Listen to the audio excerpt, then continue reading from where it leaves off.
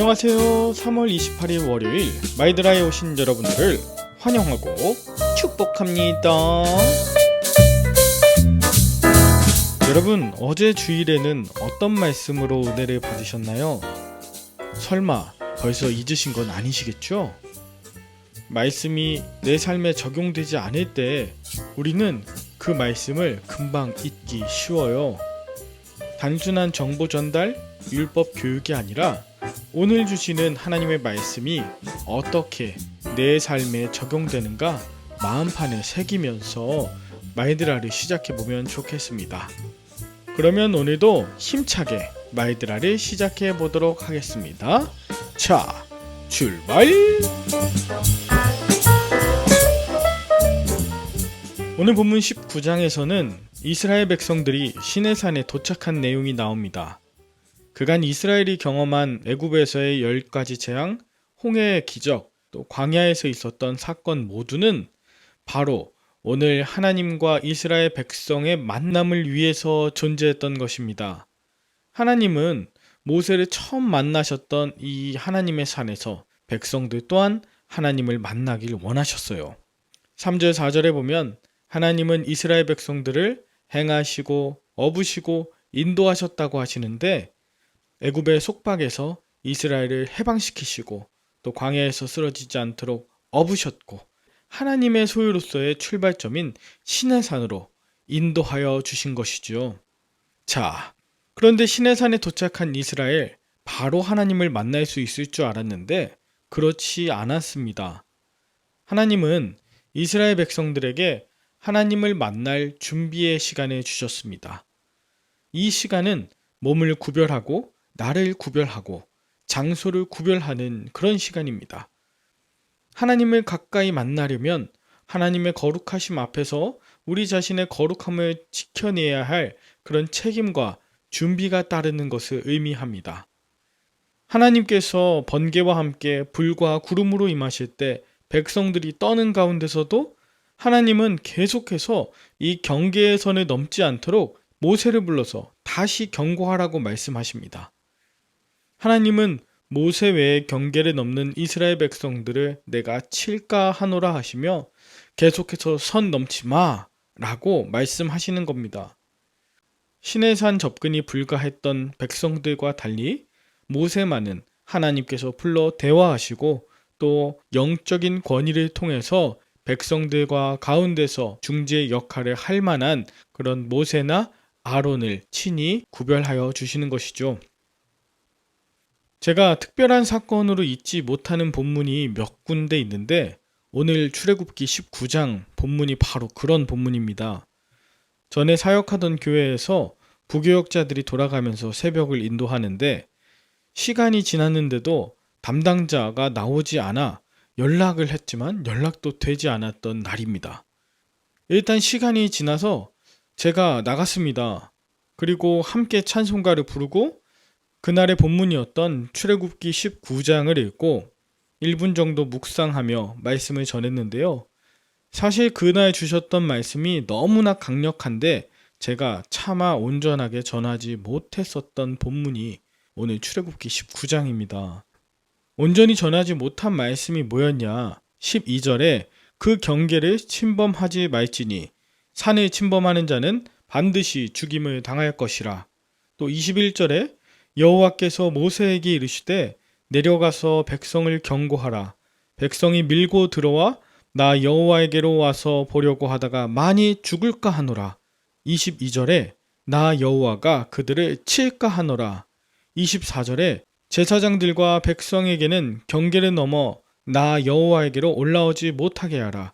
내가 그들을 칠까 하노라. 이렇게 하나님의 말씀이 계속해서 그들이 나에게로 올라오지 못하게 하라. 내가 그들을 칠까 하노라. 그들을 죽일까 하노라. 이런 하나님의 마음이 계속해서 반복되고 있었기 때문에 저는 차마 이 말씀을 온전하게 전할 수 없었습니다. 하나님은 모든 백성들이 하나님께로 나오길 원하셨고 또 모든 이들을 만나길 원하시는 분 아닙니까? 그런데 계속해서 경계를 말씀하시고 선 넘지 말라고 분명하게 말씀하시는 하나님의 마음, 여러분 왜인지 느껴지십니까? 오죽하면 죄로 가득하고 회개하지도 않고 여전히 하나님을 기만하고 교만함으로 가득해서 모세와 같아지려고, 아니 모세도 쳐서 죽이고 자기가 하나님처럼 되고자 하는 그런 지도자, 그런 이스라엘 백성들과 장로들을 하나님께서 가까이 나오길 허락하지 않으시는 겁니다. 분명히 준비하라고 했고 성결하라고 했고 돌아보며 회개하라고 했지만 그 이스라엘 백성들 대부분이 준비되지 않은 상태로 선과 경계를 넘는 그런 일을 계속했습니다. 그날 새벽에 말씀을 마치고 자리에 앉아 기도하는데 제가 얼마나 꺽꺽하며 울었는지 모릅니다. 지금도 그때를 생각하면 목이 메어오는데요. 하나님, 이 땅의 목회자들을 불쌍히 여겨 주시옵소서. 또 하나님, 선은 없는 장로님들을 치지 마시고 죽이지 말아 주옵소서. 비록 부족하고 어린 종이오나 하나님 말씀에 대해 담대하게 선포할 수 있도록 날마다 예수의 보혈로 씻음받고 성령의 기름으로 치유의 사역 감당하겠사오니 저들을 긍휼히 여겨 주옵소서.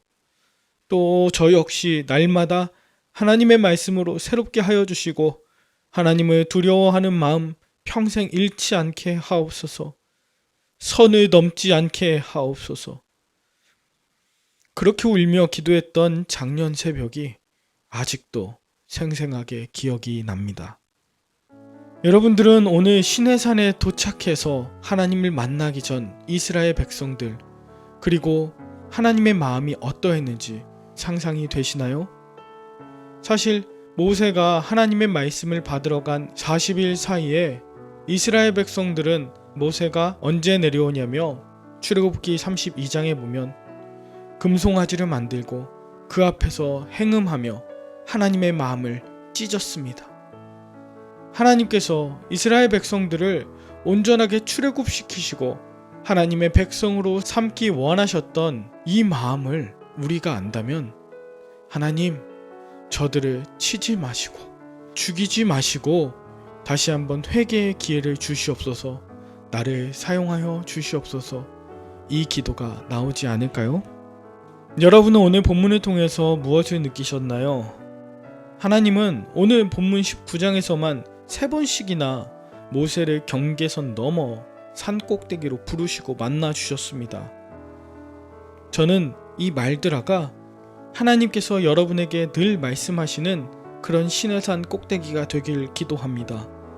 하나님께서 우리를 왕같은 제사장으로 예수 그리스도를 따르는 이 땅의 그리스도인으로 인도하시도록 이 말들아가 중재의 사명을 잘 감당하길 기도합니다.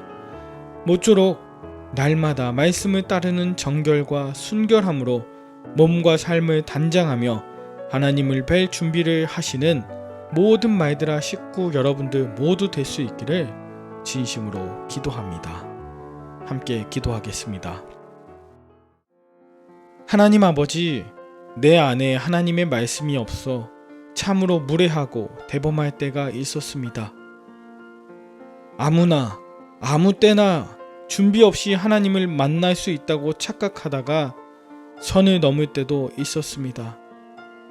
이 시대에 하나님의 거룩하심과 경외함을 온전히 회복하며 나아가는 그리스도인들 다 되게 하여 주시고 이 말들아가 하나님의 말씀과 마음을 느끼고 지키게 되는 기준 선이 되게 하여 주시옵소서.